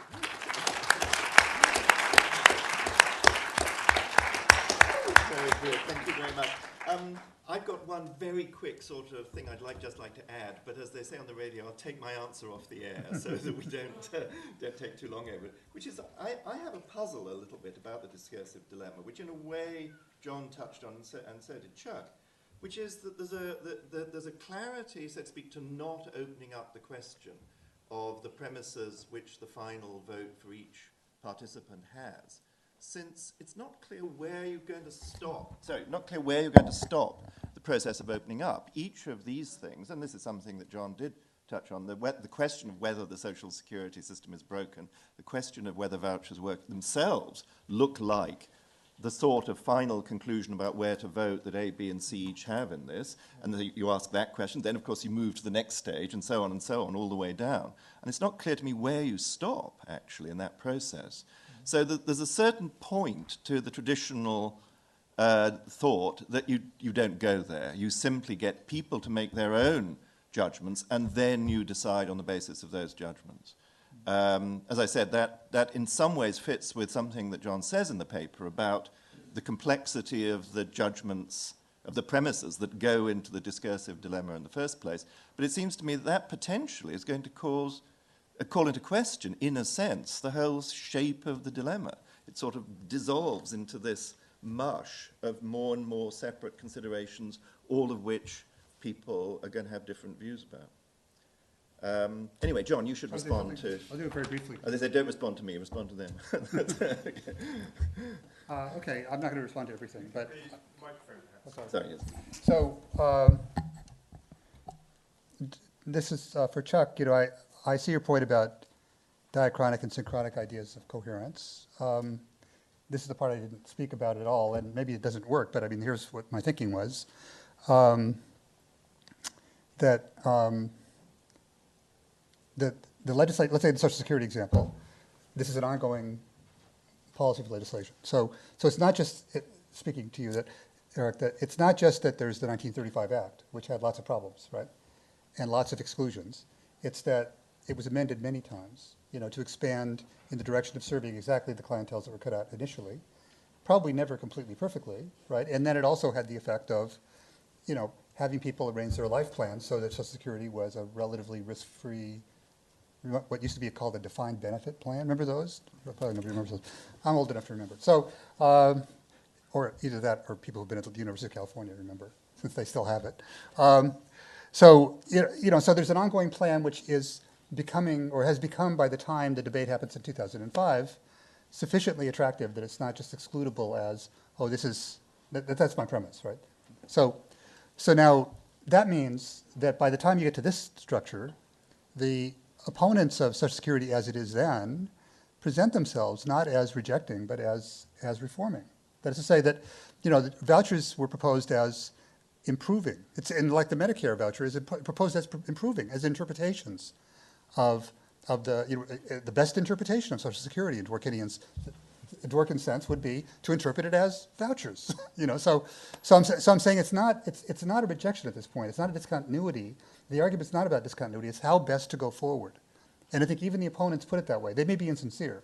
I really believe they are. But still, but they are bound to this particular way of presenting the argument and to do it. So the synchronic part goes into what's going to decide the question immediately. That is the diachronic part goes into underwriting the synchronic, in my view. So the diachronic then is, okay, here we are. We've had 60-some years, 70 years of Social Security. It's broadly speaking acceptable to people as long as they believe it will continue more or less as it has been. It's attractive in a broad sense, both to relatively inclusive groups of people now. It's not just white people and urban people. It includes lots of people, and so now the vote's going to be on, can we explain to people why we're changing it? That's the question. That's the question. So that's how I think of them being one underlying the other. I don't know if that works for you, but that was my thought. So let me just say one thing about plan. I didn't say much about planning here, but I take my construction is to, with respect to legislation, that it's both an expression of a collective intention understood in a certain way and a partial plan. So I invoke what I call Bratman duality. So that while it's hard to get your hands on intentions, it's not that hard to get your hands on partial plans as they're expressed in legislation. So rather than work with this mysterious thing, I want to work with the concrete thing. The concrete thing being the legislation as amended, and the debates that happen in Congress, and the debates that happen in public, et cetera. So that's the kind of motivation of the planning idea is supposed to direct you to something that's observable to a great extent without having to worry so much about it. But still, I want to think of the members of the legislature from an interpretive point of view as seeing themselves as having a joint commitment that they've not just undertaken, but but inherited in some sense from. So to see Congress, for example, as a continuing body in the way the Senate formally does see itself as a continuing body, that it's a body that stretches back to 1790 or 91, whenever it started, or 89, and so the members are the current members of they're not just the Congress and that's all there is. They're in this long project, not a. And so I think it fits some kinds of legislation pretty well. I think Social Security is an example of it. I think it's true what you say about TANF, the welfare reform. There's problematic aspects of that which are explicable in terms of the fact that we're talking about a minority and not a very popular minority. So we say we'll take their benefits away and tell a crappy story about it. But that's not the case with Social Security. That's a very large majority. And it's not the case with Medicare, and it's not, incidentally, the case anymore with Medicaid, because Medicaid is the way many old people, since, I don't know, my university just sent out a note today saying we're not going to underwrite any long-term care programs, so you're on your own. So that's NYU. I don't know if you know that, Jeremy. So it's that's how I'm thinking about that. So I think of the synchronic diachronic as somehow being together. I share the same concerns about grounds for changing your mind, all right? But your interpretation, both of your interpretations, is really that here's what you really think, and then here's a consequence of what you think. Change what you think, right? So my favorite story was from the first biography, I think, of Lyndon Johnson that was written by Evans and Novak many, many years ago. And the biography concerned his time in the Senate. This is because it was written in 60 or 62 or whatever it was, before he was president. And there's one scene in there where there's a senator from Delaware who was widely known to be a wimp. His name was Alan Freer. And so it was a wimp and somewhat stupid. So Lyndon Johnson is speaking for the majority leader's position, that is, the voice of what Congress wants to do, what the Senate wants to do. That is what Lyndon wants to do. And he does a roll call, and it comes out the wrong way by 1 vote. And so Lyndon Johnson looks up at Alan Freer, and Alan Freer looks back blankly. And Lyndon Johnson looks up at Alan Freer, and Alan Freer looks back blankly. And so then Lyndon Johnson walks over his desk and bends over him. Freer is apparently my size. So it's like a shadow comes across Alan Freer. And, what do you want me to do? Lyndon Johnson picks him up by his lapel and says, change your vote. So that was the collective. And Alan Freer was I see. And of course, the reason he was asked for it is not just because Lyndon Johnson wanted to do this, right? It was, Lyndon Johnson was speaking for a project, a collective project that Alan Freer wasn't able to see. Alan Freer was thinking about Delaware and, vacation home and, getting a little project, having a decent pension when he left the Senate. Lyndon Johnson is thinking about the country. I mean, you may disagree or not, but I'm just saying that was a situation in which Lyndon Johnson was concerned about a consequence. Now, all I'm saying is I'm expanding the range of consequences that are relevant to justification of coercion. That's the controversial move. I think that should count too. So here, in this case, if we do change the system, it calls for justification. So, where is the justification going to come from? In a body like Congress. That's what I wondered. So one final thing. Okay. Okay, I won't. No. Off the air. Gosh, I don't know who's first. Thanks. Yeah, if I understood you correctly, John, the problem for the rational person in the jury situation and the discursive dilemma situation, the question for the rational person there is, should I think in an outcome-oriented way or not? And you say in the jury case, the answer is quite plausibly, I shouldn't. And in this case, quite plausibly, in the discursive dilemma situation, quite plausibly, the answer is yes, I should be. But I'm wondering whether this is not just mischaracterizing a little bit what the problem is and what the question for the rational person here really should be. So my sense is the question for the rational person in both of these cases is respectively, do I have something to learn by thinking about what happened in the other person's mind, right? And in the jury situation, this is tying back to fascinating literature following Aumann's agreeing to disagree theorem, this paper by Giannakopoulos and Polemarchakis about Bayesian updating, where the point of that being that if we have a certain like-minded way of going about things, and I have a sense of how you see the world, and you have a sense how I see the world, and we get different informations, and then we announce to each other how what the posterior is, then yes, that's a situation where we have something to learn from that announcement. So we can move backwards, think backwards, what is going on, what is the information. And in the jury situation, the juror should have to think to himself, am I in a situation like this, right? Is this the kind of setting I am in? And if the answer is yes, then the 12th juror may well have good reason to say I have something to learn from this fact, right? So, but in this other case, and if we are in the discursive dilemma situation, that really ties back to something that Chuck said. So in a situation like this, do I have something to learn from this? The answer might well be no, and a coherence-based approach wouldn't help us at all, because each is like in a Condorcet paradox, right? So yes, if one of you three changes your mind, if pairwise voting doesn't lead to anything other than a cycle, then we get something coherent if we use pairwise voting. But that's true for any of them, right? So coherence doesn't change anything. So here in this case, the answer would be no. By looking at what goes on in their minds, there's nothing to learn anymore. Very good. I think what I'd like to do, given the shortage of time, is actually take a number of questions, and then John can respond, or John, the whole panel, can respond at the last minute. So I think, yeah. Thank you for a terrific discussion. I think I'm right to say I'm the only one here who's been a legislator. So let me bring in for a moment the legislator point of view. You've been a legislator, Rachel. And I want to make 3 short remarks. First, there's nothing, courts and legislation have nothing in common because courts rule case by case. The most important thing that is missed in this discussion is that legislation comes in clusters, and usually in irrational clusters. You never legislate one issue. You legislate several sets of issues at the same time. And the way legislators work is they work on all these sets and they negotiate on all of them together. You never negotiate. I mean, you can negotiate one set, but it's always within a context. Okay, so rather than looking at the chart, look at the Hungarian cube where you have to move all the sides in order to get something that is working. Now, this is why I think coherence is not what you're looking for. You're looking for a decent incoherence, which means that you are compromising on the right things and gaining the support of other people that they have compromised on other things in order to get your point.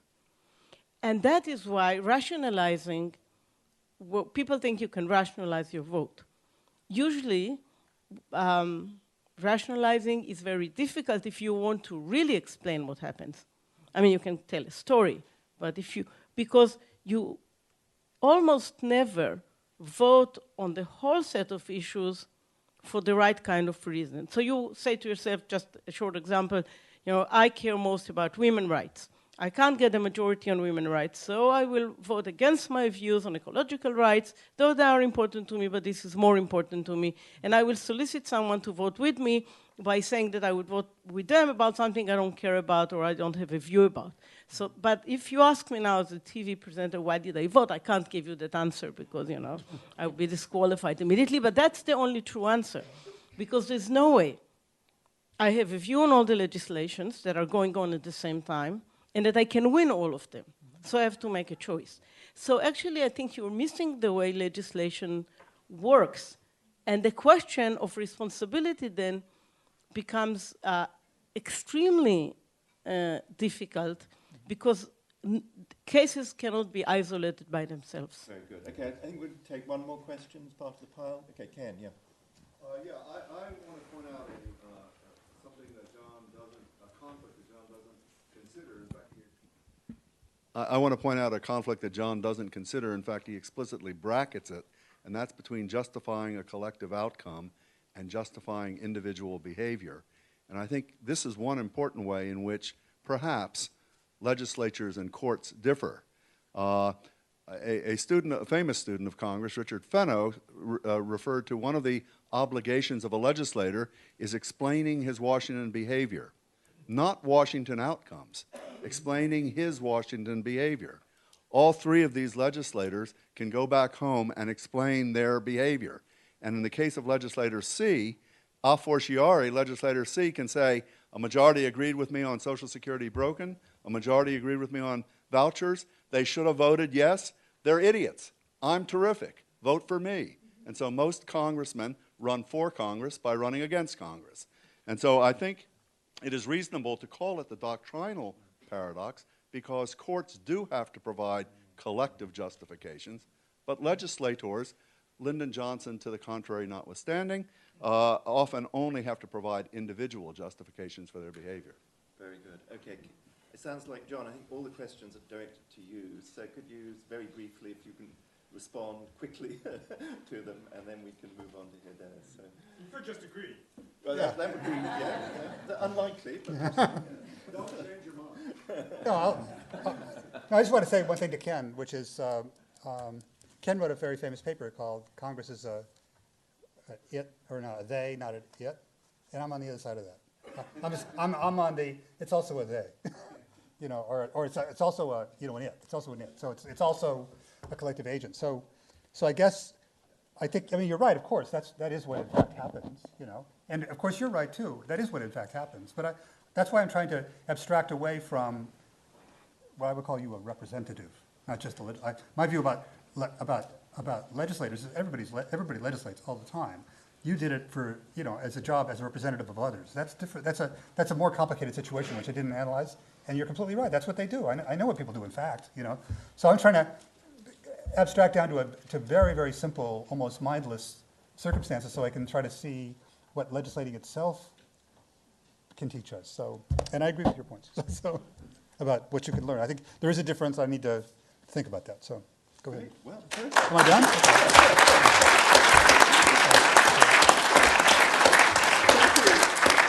Thank you, John. Thank all the panel. You're a chair's dream. We've finished more or less on time. So brilliant. Thank you. Our next speaker needs no introduction, so he won't get one.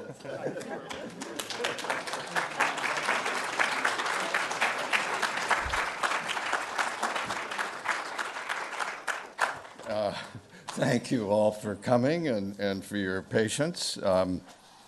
I have been allocated 30 minutes exactly, now 29 minutes. Actually, if Jim Lair were here, I'd say if you hadn't interrupted me, I'd have another 5. So there are 12 people I have to respond to because that counts the moderators, so that's a jury. If I, it would be easy if I could find the pivotal vote and just say she's right. But I don't know who it is. So let me sort of go backwards, say something about each of the speakers. I've been blessed with a fantastic set of speakers and commentators. And I can't do justice to them. But first, John, since this is fresh in your mind, one of the most important things I wanted to do in legislative ethics was to give more attention to the legislative ethics process itself, the interaction among legislators, as distinct from the relationship between representatives and constituents, the agency problem. I mean, I also, like Jenny and many others, care, and like John Stuart Mill, care about the agency problems, but I thought it had been neglected. And this is one of the great advantages of John's abstracting away from that. It puts our attention on the legislative process. And he adopts a template for legislative deliberation, which he says comes from me, but a key part of it is just a simple idea that representatives should modify their views in light of what other representatives say, or should they? He takes this further than I imagined possible, and I'm reassured that Austin Smith and the formal theorems suggest what it is that they suggest, but I'm more convinced by what John says, or what I take him to be showing, that these puzzles, which are elegantly presented and really interesting, what they show to me is that what he calls pure deliberation is probably necessary, or what Chuck, and I don't have to elaborate it, fortunately, because I agree entirely with what Chuck says. We need a richer notion of legislative deliberation. It's not just the information from how you vote, it's what you say to one another. And I think John, in effect, provides an argument for that. He doesn't like pure deliberation as, I mean, he actually likes it, but he's uncomfortable with it because you can't model it. There are too many equilibria. It's a problem of too many equilibria. But it probably is the right way to think about the process. I am puzzled, and a couple of the commentators and some of the questions, why he emphasizes coherence so much. Actually, Jeremy did too this morning. It must be something in the air at NYU. It doesn't seem to be a coherence doesn't seem to be a necessary condition in either of the two senses he uses it, either as the respect for past legislation or as the pursuit of consistency between premises and conclusions in current legislation. On the first, it seems to give too much weight to precedent, turning legislators into judges. Maybe that's unfair, but... And the second one, though, which is where I'm most worried, most legislative compromises combine inconsistent principles, premises, and even conclusions. And you don't even, Yuli is, I'm sure, is right. There are a lot of different compromises going on, but even if you just take one and isolate it even from the agency problems, you've got an inconsistent, contradictory piece of legislation, both in the premises and in the conclusions. A classic example, which has been mentioned a lot now, the tax reform of 1986. Amy and I talk about this in the Compromise book. Compromise book, by the way, is available at your local bookseller right now as we speak. If I had it, I'd show you. It's selling so well, I don't even have a copy.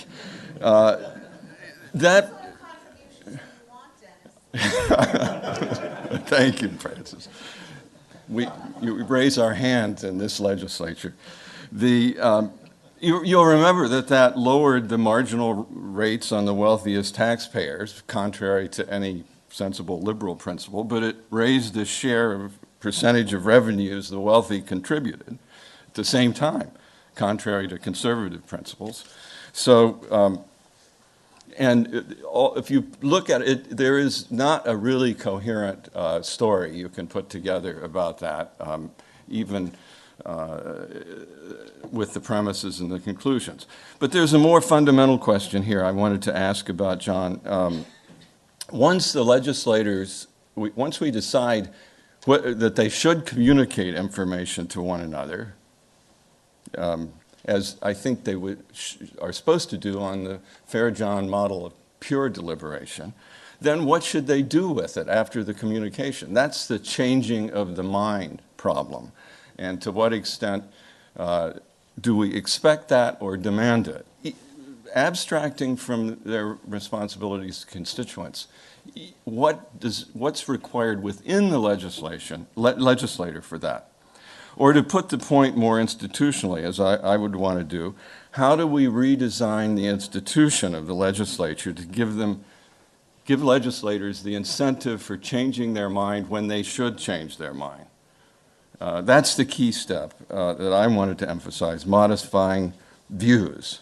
And I would like to see Ferejohnian ethics, which we now know, extended to that step. Maybe he will take that next step.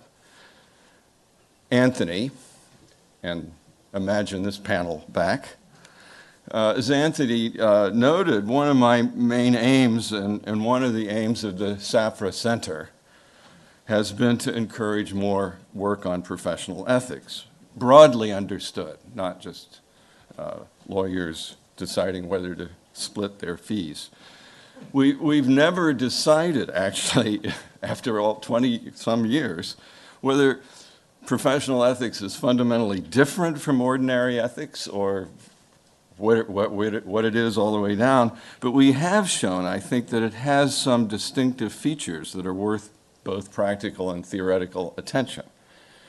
So Anthony shows, with his characteristic eloquence and insight, how I think the concept of honor can actually clarify, improve our understanding of the professions, not only the ethics of the professions, and maybe even the practice of professionals. He's concerned as much about that. There may well be, I suspect there are problems with the concept of honor, as Tim Scanlon showed. Does it do any work conceptually and morally? But Anthony, I think, must be right that at least it puts our attention on some aspects of professional life that we might otherwise ignore and gives us a way to think about it, not only psychologically, but also institutionally. Surely some professions could stand to be more honorable. Now, given the interest, I was going to say our interest in political ethics, it's mine and some of you, but I would have liked to have known a bit more about whether Anthony would consider politics an honorable profession. Michael Frazier actually raised that with a skeptical tone. Amy pushed back on that, and several people in the audience did. Certainly civil servants, who are, you would regard, they regard themselves as professionals, and they wish to be honored and esteemed. The officials in the Bureau of Labor Statistics take pride in their professionalism, and they, and we, should be, we're right to object when they're disrespected by the likes of Jack Welch. Now, I have also argued that elected politicians should be considered professionals in some respects. And you don't have to carry the whole baggage of self-regulation, certainly not, but there are certain features of politics. And the Jeffersonian idea of citizen legislature with the implication that there should be term limits, it's not necessarily our best guide today, it seems to me. And as we heard this morning, professionals should be held to different standards than ordinary citizens. That's a core concern of political ethics. And we do occasionally honor them, and occasionally a few of them deserve it. So there's so much to say here, and but I have to move to this morning, Jeremy and his panel.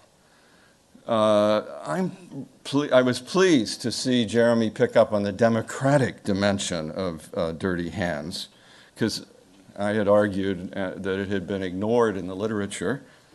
The standard view of the lonely leader making hard choices, doing wrong to do right by himself, or wronging, now I know I should say, wronging someone to do what's on the whole good.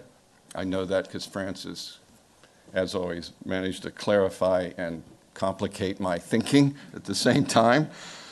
And I argued that in a democracy, though, a leader who dirties his hands, if he is acting within his legitimate authority, also dirties ours, in a sense, as not full agency dirtiness, but responsibility. And Eric Nelson, talking about co-rulers, brought out that point. Eric Beerbohm later also brought it out. The implications I drew from this were that, one, we have to find better ways to hold leaders accountable for dirty-handed decisions that are necessarily made in secret. There's a lot of problems there. We have to do that as citizens. And we have to find better ways to compensate the victims of dirty-handed decisions for which we are all collectively responsible, not necessarily that we did it, but now, even if we didn't vote for it, we are part of a regime which has to somehow make up for or take into account that the residue that we created or that our leader created is something that we should fix as much as we can. So Jeremy carries this idea further, but the democratic dimension further, but he emphasizes a different implication, namely that in important cases, the decision maker is obligated because his role is to take into account the view of other agents, his colleagues, sometimes past and present. And Jeremy suggests that this perspective shows that the relevant conflicts are between roles rather than within individual moral reasoning. And I think, more sympathetic to making roles important, not necessarily logically independent, but an important consideration, maybe more than the people who were criticizing Jeremy. I think it's an interesting and an important extension of the democratic dimension that I've favored for a long time. And it breathes not only what he said, but that whole discussion this morning, I think, brought to life, new life into this classic problem. Francis says symmetrical versus symmetrical. We have a lot more to think about as a result of that discussion, and for that I'm grateful to the panel. I do have one reservation about it. Jeremy's official not only has to decide how to interpret his role and whether to stay in it, which he acknowledged, but he has to decide whether to revise those responsibilities. And he can't do that alone, usually, not legitimately. So ultimately, that becomes another aspect of the democratic accountability. Accountability for the roles, the design of the roles. What do we as citizens want, which roles to have what responsibilities? How do we want to structure the government? Jeremy probably shouldn't resist this move. I see him nodding, so he doesn't. That's consent of the, if you don't repeal the law, you consent to it. He has himself been urging us to pay more attention to political institutions. But in my view, the implication goes further. It reaffirms a goal that I've argued for a long time and tried to pursue, that not only is the problem of dirty hands itself, but also the problems of political ethics, properly conceived, have to be grounded in democratic theory, not just moral philosophy, not just political science. So it's the democratic process, all the way down, as it were, or at least as far down as we want to go. Now, I have a few more minutes. So I'll just, instead of trying to actually say something about all the commentators, it was a striking, not only were the sort of general themes, some general common themes here, but each of the speakers in his way said there's some concept, status, or idea that has a special character that we lose or miss if we try to reduce it to some more general moral theory, other sets of concepts, or broader context. So that John said, we can learn a lot just by focusing on the legislative process. Yes, there are all these other things like representation, but let's just look at this and see. And there are certain relationships, and Eric Beerbohm particularly reinforced that.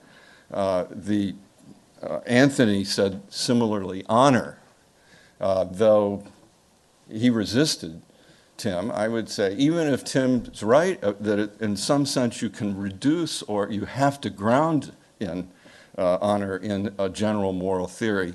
If you jump to that too fast, or if that's all you're interested in, you miss, which Tim acknowledged, a lot of nuance. And similarly, the roles, it's always possible to talk about roles, to reject roles and do general moral theory, but you lose something by doing that. So one of the ways of thinking about political ethics and professional ethics is that we're trying to bring attention to some features that are very important in public life that you miss if you reduce it or transpose it or turn it into something else, even though you could, and in some cases you should. But for our purposes, and this is where I agree with all three speakers, there's something special about some of these categories that we should pay attention to.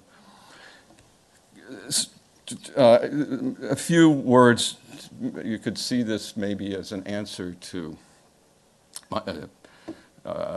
polemical answer to Michael Rosen, who asked, what is political ethics? He didn't see it anywhere. He didn't know what it was. Well, let me say where I think it is and point him to some things that are going on. It was a rhetorical question. Oh, that's right. I anticipated we were going to hear about it the next day and a half. Okay, well, I always take your rhetorical questions seriously. My mistake. I began my first book on political ethics with a quotation from Kant, which you should appreciate. Politics says, be ye therefore clever as serpents, but morals adds as a limiting condition, as innocent as doves. Well, Kant believed, I think, that serpents and doves can coexist. He argued that the doves will prevail. That's Kant. I also quoted a more wary philosopher at that point, Woody Allen, who said, I quote, "The serpents and the doves shall lie down together, but the doves will not get much sleep."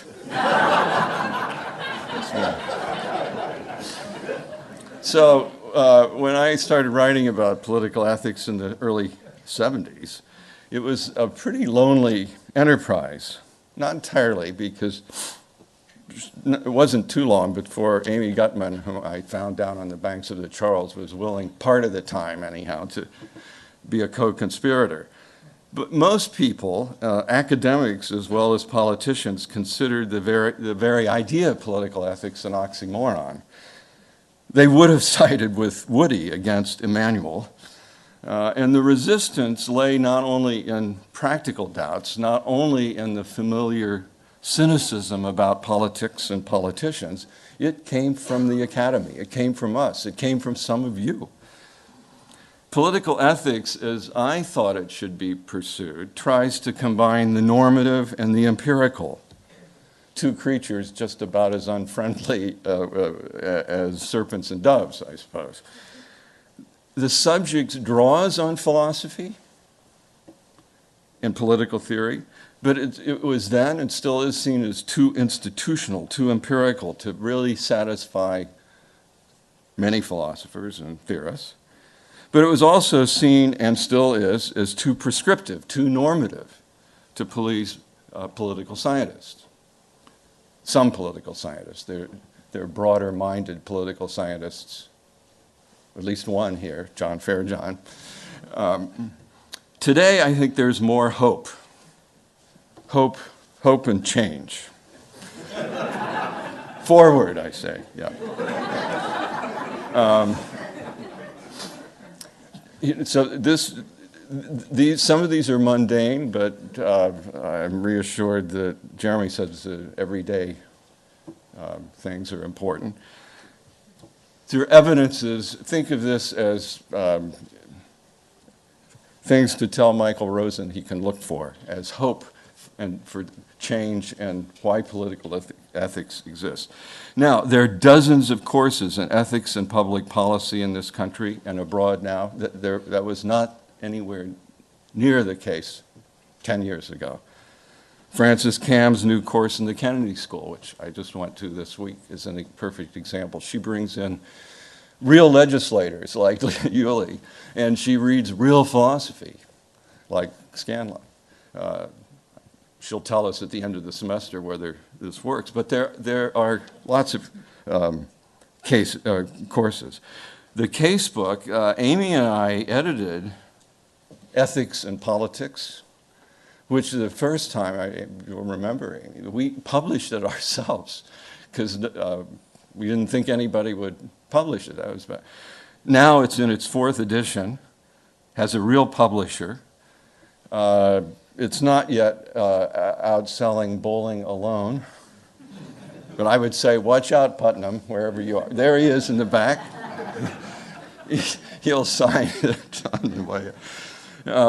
Wikipedia had entries for military ethics, business ethics, geoethics, machine ethics. Now, for the first time this year, an entry on political ethics. Go look it up. The most prestigious journal in political philosophy, I think, Philosophy and Public Affairs, former retired editor Chuck Beitz is here. It's publishing more and more articles that would count as political ethics. Not everything in there is. Some of it's too philosophical. But, and the current issue of the journal, incidentally, is taken over entirely by 3 scholars, all of whom are former fellows in the Safra Center. And this is really quite something because the recent report, only 3% of the submissions to this journal are accepted. You could get into Harvard more easily than you could get into the Philosophy and Public Affairs Journal. And it was our fellows who learned how to put together theory and practice in a way, and now are in this journal.